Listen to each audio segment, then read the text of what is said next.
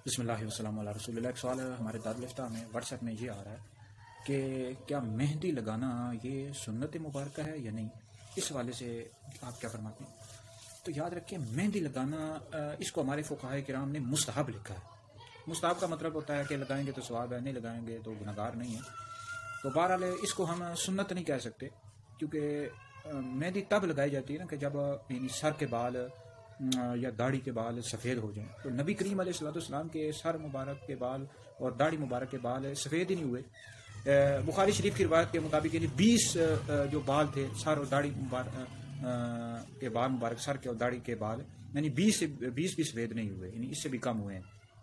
तो बहरहाल ये इसको हम सुन्नत तो नहीं कह सकते। हाँ, अलबत्ता हुज़ूर अलैहिस्सलाम ने यानी सर मुबारक में सर दर्द की वजह से मेहंदी लगाई। तो बहरहाल इसके फ़ज़ाइल तो हैं मेहंदी लगाने के, लेकिन काली मेहंदी सर में या दाढ़ी में ये लगाना जायज़ नहीं है मर्द के लिए, ठीक है। औरत के लिए भी जायज़ नहीं है कि वो बालों में काला कलर लगाए या काली मेहंदी लगाए।